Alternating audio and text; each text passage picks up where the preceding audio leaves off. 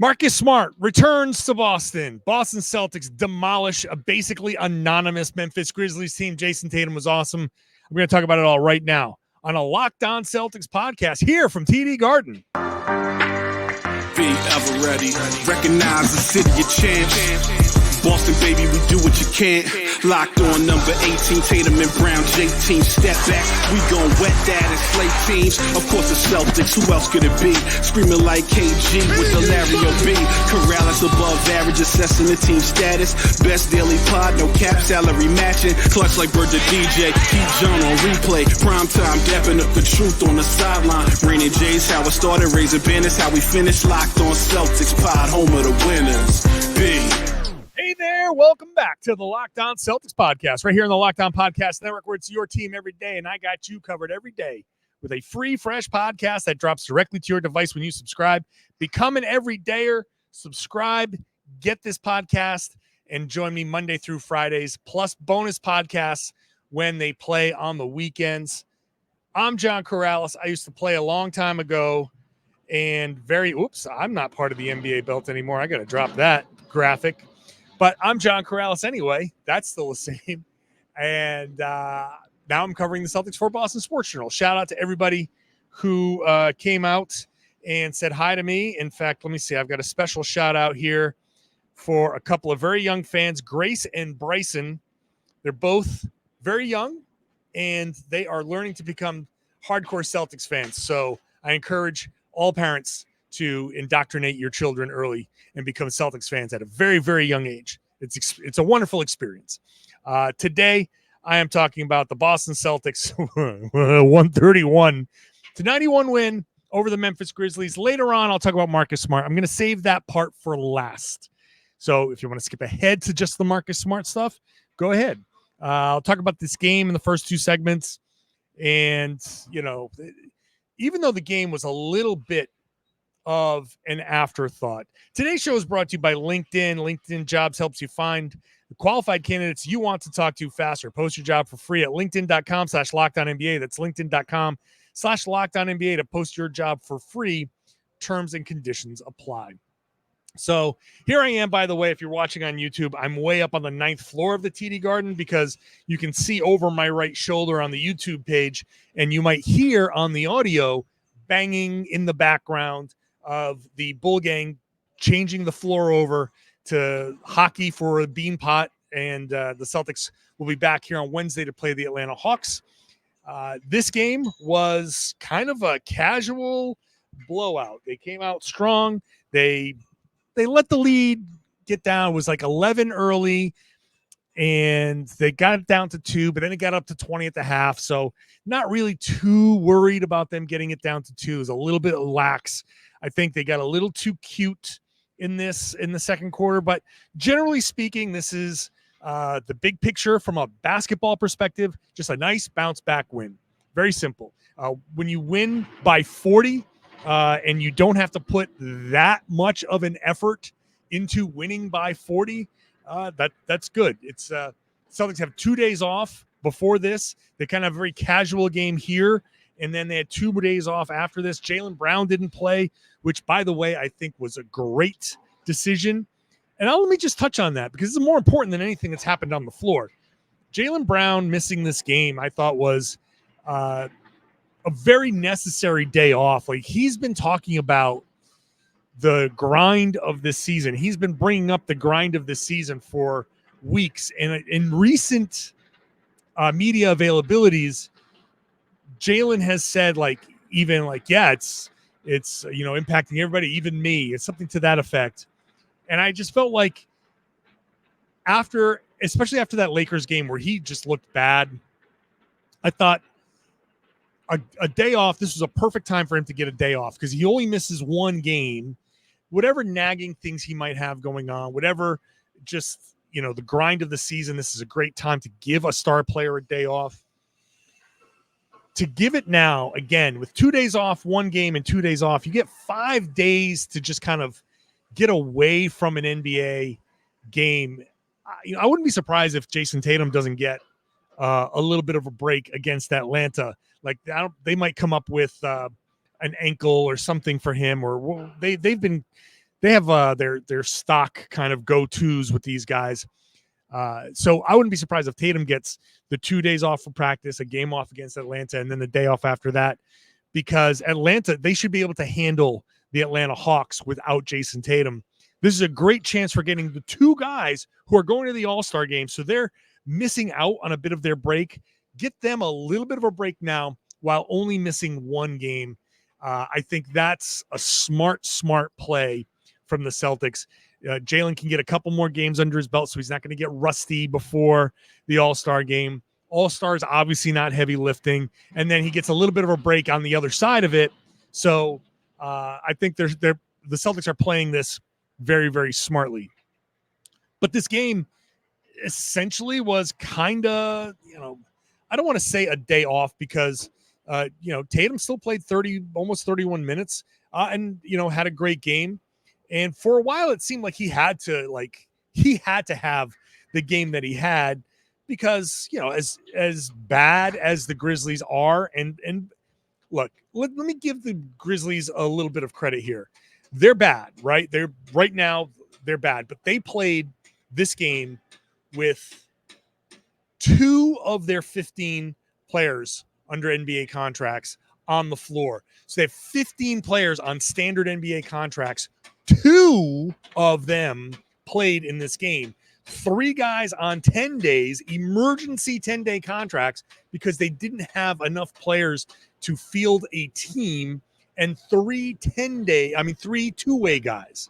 So imagine the Celtics going out there, and they had their regulars were Luke Kennard, and I forget who else, but imagine the Celtics going out there and starting it's not even Drew Holiday. It's basically starting like Sam Hauser, Peyton Pritchard, their 3 two-way guys, Jordan Walsh and the other guys, and 3 random guys that they signed out of the G League. What would you expect to happen there? But those guys play hard. They didn't play well. They have no continuity. They have no chemistry. They had a lot of trouble shooting. They just don't shoot well.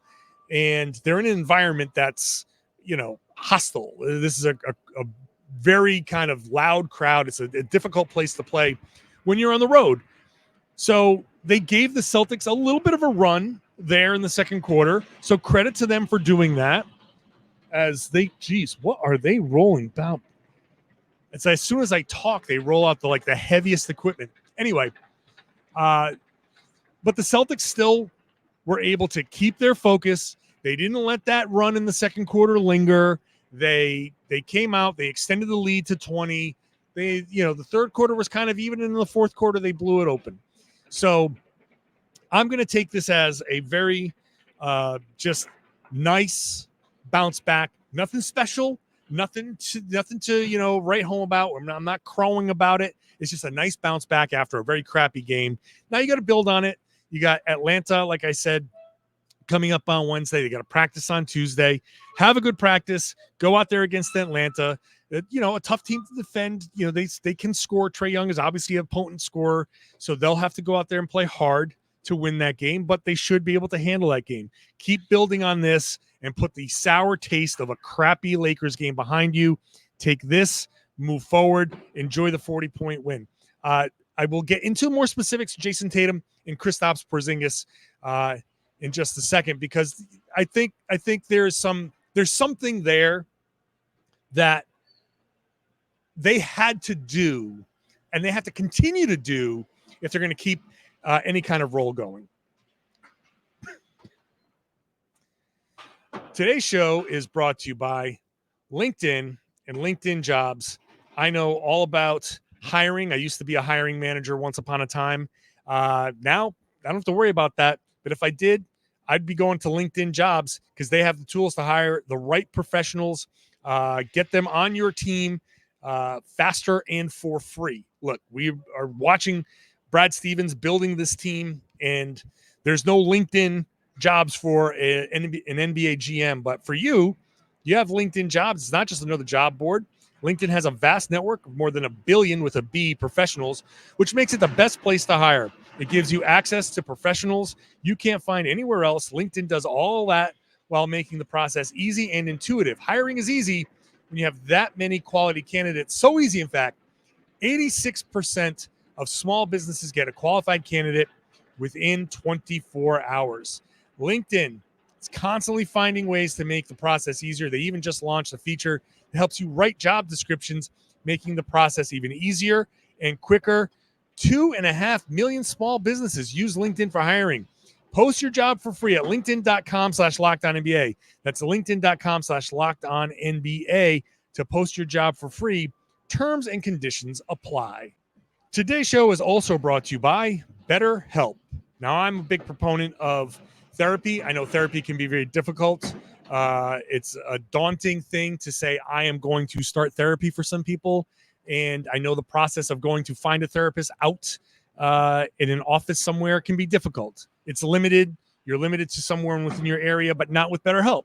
BetterHelp is all done completely online, and you can get the benefits of therapy through them online. It's designed to be convenient. It's designed to be flexible, and it's designed to be done completely on your schedule. So go check it out at BetterHelp, HELP.com/LockedOnNBA. Like, therapy can be different for everyone.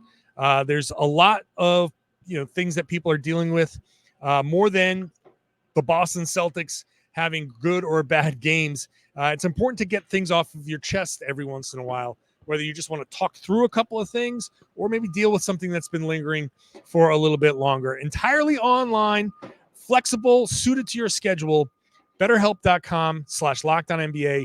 The best part is, if you do not click, you go to BetterHelp.com/LockedOnNBA. You fill out a questionnaire. You get matched with a licensed therapist. If you do not click with your therapist, you can switch at any time for no extra charge. It's free.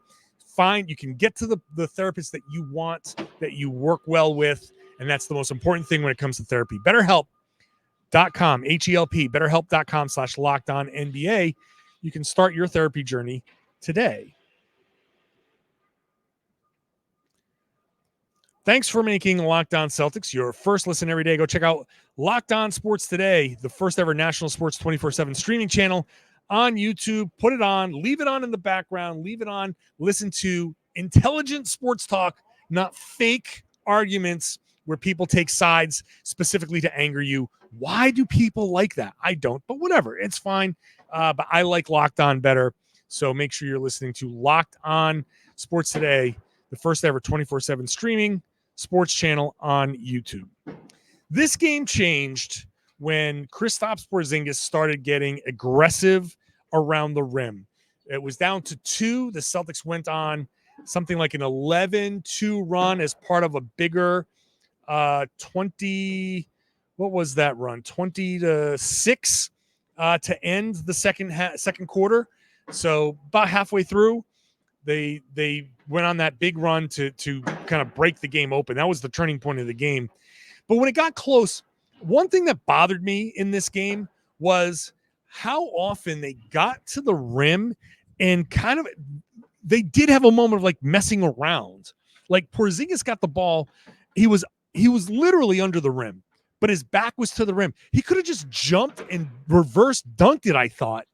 And he just still kicked it out. Like, buddy, you're right there. Sometimes you just got to turn and dunk on somebody. And I get it. It's the Grizzlies and all of that. And I think somewhere there in the beginning of the second quarter, they were going through like we're here. Let's see if we can kick it out and get somebody some 3-pointers. I think they were specifically just saying, I don't want to go through the hard work of like fighting through contact. I don't want to go through the hard work of maybe drawing a foul and getting hit. Let me just kick it out and see if somebody can hit a shot. But that's not where this game, like, that's not how you win a game like this. You have to win a game like this by being aggressive and playing the right way. And the Celtics, it did snap into place, and it snapped into place mostly because of Jayson Tatum. This was like a business-like game from Tatum. He was hot from 3, and he did take that one pull-up 3 in transition, which was, I mean, I'm getting into honoring Marcus Smart in a moment, but there was no greater honor to Marcus Smart than Jayson Tatum taking that audacious pull-up heat check three in transition. That was, I mean, he had lost control of the ball, so he wasn't going to drive past somebody. So he took the three and he made it. Okay, he made it. That was a little nuts, but he made it, and we're going to let it go. I don't like to completely just go into, well, it went in, so I'm not going to talk about it. I didn't like the shot, but he was so whatever. I'm not going to belabor the point either. Tatum had a very good game, an aggressive game, but Porzingis getting to the front of the rim, getting to the rim and finishing. He finished with 26 points, 10 of 17 shooting, 2 of 5 from 3, 4 of 5 from the line. Tatum, 34 points, 8 rebounds, 7 assists. Porzingis, 8 rebounds, 2 assists there as well. So they combined for 60 points.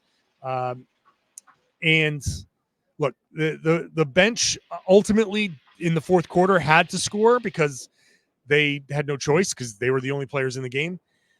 But this game was completely driven by the starters. And Tatum and Porzingis had to step up.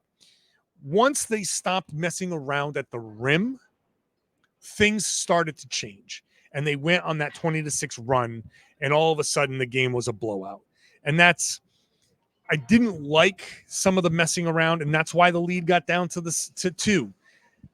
And I'm not going to kill them so much for messing around a little bit. It's almost impossible not to. Like, can we go through some of the names here that the Grizzlies had out there? Trey Jemison, Jacob Gilyard, Tosan Evbomwan. I didn't even know who this guy is. Scottie Pippen Jr. Okay, yeah, Matt Hurt. Like, I didn't know any of these guys were on this team, and a few of these guys weren't. Gigi Jackson has been playing pretty well, though he didn't shoot well in this game. David Roddy has had his moments. He's a big dude. That is a big dude. Trey Jemison is a big dude. But have you heard of half of these guys? No. Conchar didn't play. Santi Aldama didn't play. Obviously, Smart is out. Trey, no, what am I talking about? God, I'm just totally. There's so many guys out. I completely forgot who's out. John Morant was out. Desmond Bane was out. Like, obviously, those main guys are out. It's some of these guys, like Matt Hurt, doesn't even have a picture on the NBA.com thing. That's how deep into the weeds they had to go to just fill out a roster. So, with Porzingis getting aggressive, Tatum getting aggressive, they're able to pull through and get this win. That's it. That's enough. The game, honestly, whoa, man, it sounded like somebody got shot down there. This game was an afterthought. The game almost didn't matter because Marcus Smart was back. He talked to us before the game. He was honored twice during the game. I'll talk about that all in just a second. Today's show brought to you by FanDuel. FanDuel is America's #1 sportsbook. It's our official sportsbook here at Locked On, and they're getting ready for Super Bowl Sunday, just like all of us are getting ready for Super Bowl Sunday. Get your seat on the couch, grab your favorite snacks, and place some super bets. Super Bowl Sunday is like an event. Even if you're not even a huge football fan, like my wife's friend who doesn't watch sports, they were making plans, and she's like, no, wait, this is Super Bowl Sunday. I can't make plans. Like, Super Bowl Sunday is an event for everybody.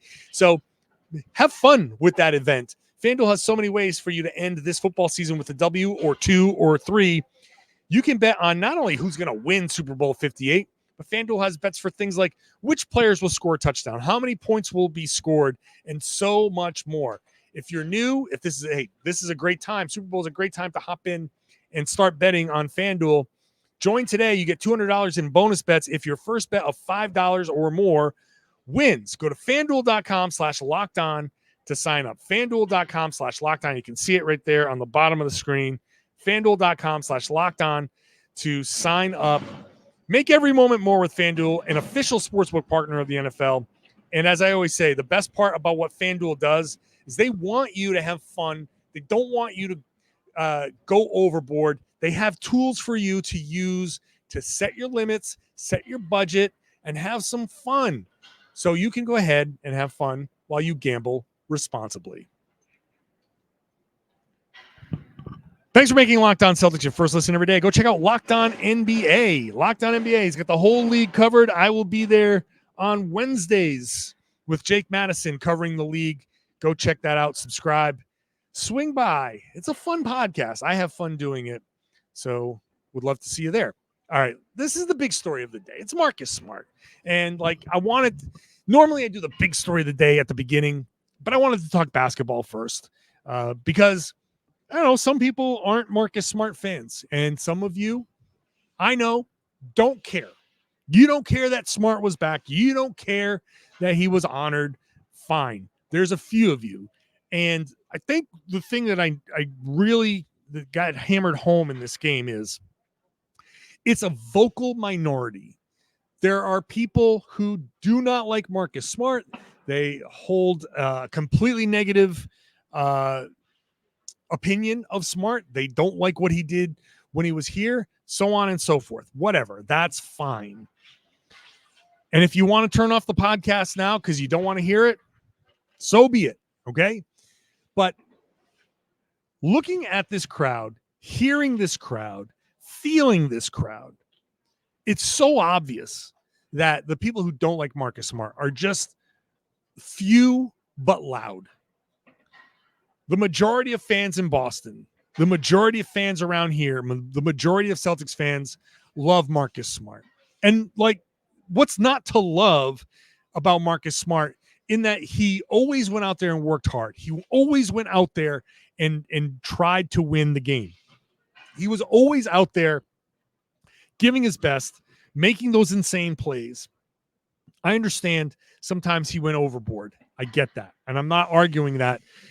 But he always went out there to try to win. So to see him come out in this game and obviously not playing, to feel basically 48 minutes of love from this crowd was amazing to watch. So the first time out, first of all, before the game, he came out onto the floor and fans who saw him cheered and you could see him waving to everybody. He got a nice ovation before the game started. Then first time out comes and people immediately, everybody knew, because it's a Smart fan base. Everybody understands first time out, he's going to get that tribute video. The video starts within half a second. Everybody starts standing up. The standing ovation starts before the first clip is Adam Silver saying with the 6th pick in the NBA draft. Before his voice even starts, the standing ovation starts. So this wasn't just a polite crowd. This wasn't just hey, we got to cheer for Marcus Smart because we feel bad. This crowd was amped and ready to show him the love from the beginning. They showed the video. Smart's, standing there taking it in. Jayson Tatum is waving at the crowd to make more noise. All of the Celtics are standing there soaking it in because most of those guys love Marcus Smart. I'm sure there's one or two that probably are like, take it or leave it. But, it's how it goes. But he was soaking it in. He put his head down for a minute, and I was like, he might pick his head back up, and there might be tears streaming down.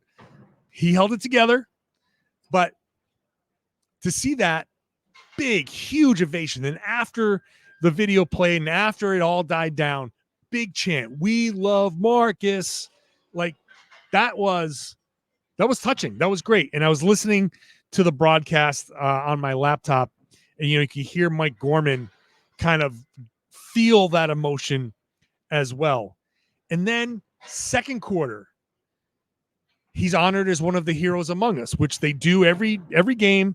They honor somebody within the community as just one of the regular heroes among us. And so every once in a while, that person is a bigger deal, as far as an athlete or a celebrity, whatever, or a politician. But most of the times it's just, somebody who's started a charity, saved a life, pulled somebody from a burning car or something like that. But today they honored Marcus Smart. And that was another nice ovation because one of Marcus Smart's like lasting legacies in Boston is the work that he did in the community. You can say, listen, you can say what you want about Marcus Smart, the player. You can say he took too many shots. Whatever you want to say about Marcus Smart, the player, you can say it. We can argue about it. I might disagree, but whatever. But you cannot say anything about Marcus Smart, the person. The person off the court, the person who was at pediatric cancer centers, the person who ran multiple charity events, who was always in the community. You cannot say something negative about that person. And if you do, you're wrong and you're a jerk. Okay? It's fine to have sports disagreements. That's fine. We can disagree on what Marcus Smart was as a basketball player. But what Marcus Smart was in Boston, in the community, unassailable. And that's why I think this second tribute was so touching and fitting. And I'm like upset that I didn't even think about it myself. Like, oh, they should honor him as one of the heroes among us. Like, that actually was a fantastic idea. And then afterwards, crowd, again, thank you, Marcus chants. We love Marcus chants. A couple of like, Marcus Smart chants. Like, the crowd really showed him an incredible amount of love. He talked to us before the game. It was good to see him before the game. He talked about a lot of the same stuff that was, Boston's always going to be a part of me. And I grew up here. I became a man here. All of that stuff. Like, that's, and that's all true. And he's taking this and he's going to Memphis. And, I asked Taylor Jenkins, Memphis head coach, before the game about Marcus. And he was talking about, like, he puts his arm around all of these guys, talked to us for like 10 minutes before this game, getting us ready. And like, he embraces Memphis. He embraces that new team. He dives in head first, wherever he is. And that's valuable. That's a valuable guy to have on the roster. It's a shame that Memphis is as decimated as they are with injury, but I think he's going to have a great impact there. And, hopefully they have a better season next year. And I don't know which gods they angered to have so many guys hurt, but it was good to see Marcus. I'm glad the crowd was as embracing and loving as they were. It's exactly what he deserved. This Celtics crowd, these Celtics fans, guys say it after the game sometimes. This is one where I'm going to say it. This fan base is just very smart, very on the ball. They understand. They get it. The people in this building have a great sense of the moment, and it's incredible. Having been in many other arenas and many other buildings, the level of like basketball IQ and emotional IQ that this building tends to show is amazing. And this was perfect. It was perfect because Marcus didn't play. And one of the fears in this game would be like, Marcus was so hyped up. If he played, they would have been diving for loose balls and like diving into the feet of Kristaps Porzingis, and maybe somebody would have gotten hurt. Like, this was such a perfect scenario to have Marcus like on the sidelines in a completely like nothing game, like no emotion kind of game, 40-point blowout, no drama, business-like kind of like forgettable game where Marcus could be the center of attention, soak up the crowd, and he didn't get so caught up in the emotions of everything that he did something crazy on the court. And like, the story of this game is like something completely different. So shout out to Marcus Smart. Shout out to this crowd. That was a great moment, great moments throughout. I'm very happy that I was in this building for that. I'll be back tomorrow. I'll be here all week for post-game podcasts. So make sure you're subscribed wherever you get your podcasts. Become an everydayer. Join me every Monday through Friday, and bonus podcasts whenever they play on a Friday or Saturday night. So I will have, no one's giving you this kind of content. So make sure you're subscribed, watch the show on YouTube. And then I would love it if you shared the podcast, spread the word, tell your friends they should be listening to and watching the Locked On Celtics podcast here on the Locked On Podcast Network. It's your team every day.